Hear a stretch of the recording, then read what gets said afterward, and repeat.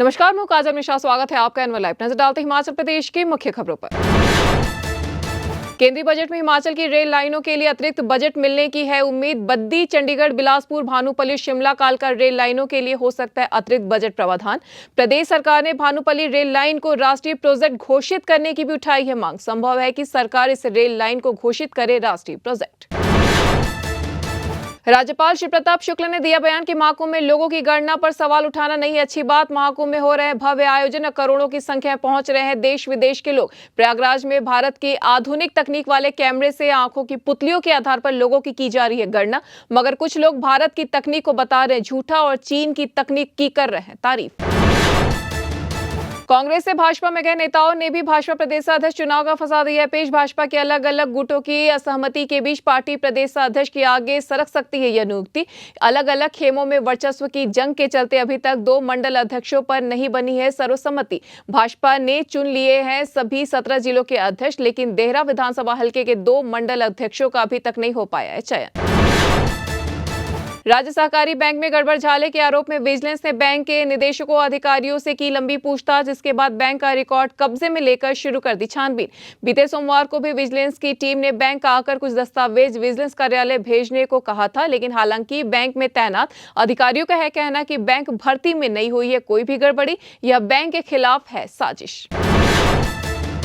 शिमला जिले के ठियोग विधानसभा क्षेत्र में टैंकरों से पानी की आपूर्ति में करोड़ों के गड़बड़झाले में सरकार की विधि विभाग की रिपोर्ट का इंतजार। विभाग की रिपोर्ट आने के बाद ही सरकार इस मामले में एफआईआर दर्ज करने का लेगी फैसला। विजिलेंस ब्यूरो की ओर से सरकार को सौंपी गई प्रारंभिक रिपोर्ट में एफआईआर दर्ज करने की है सिफारिश। रिपोर्ट में यह भी है बताया कि ठेकेदारों, जल शक्ति विभाग के इंजीनियर और कर्मचारियों की मिलीभगत से इस गड़बड़झाले को दिया गया अंजाम।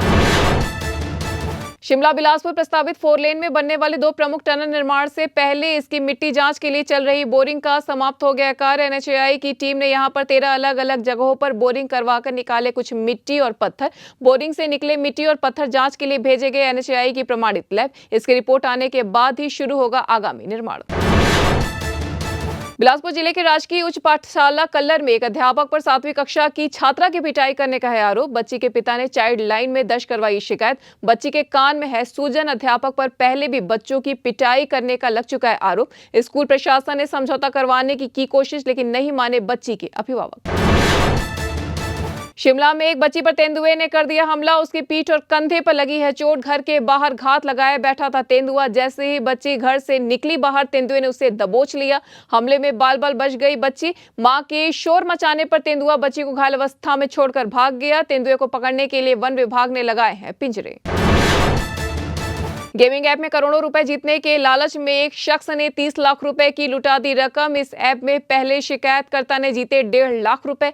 इसके बाद वो साइबर ठगों के जाल में फंसते गए और लाखों की गवा बैठे रकम। इसके बाद उन्हें अपने साथ हुई ठगी का हुआ एहसास और उन्होंने साइबर क्राइम को दी मामले की सूचना। सोलन जिले के औद्योगिक क्षेत्र का है मामला। हिमाचल की ऊंचाई के क्षेत्रों में आज रात से बर्फबारी और निचले इलाकों में बारिश होने के आसार। आने वाले 2 दिनों में तापमान में और हो सकता है गिरावट। वहीं अब ट्रेनें भी पहुंच रही अपने निर्धारित समय पर। सुचारू रूप से जारी है उड़ानों की सेवा भी। आज रात से प्रदेश में पश्चिमी विक्षोभ भी सक्रिय होने का है अनुमान। तो ये थी हिमाचल प्रदेश की अब तक की मुख्य खबरें। ऐसी तमाम खबरों से जुड़े रहने के लिए देखते रहिए एनवल लाइव।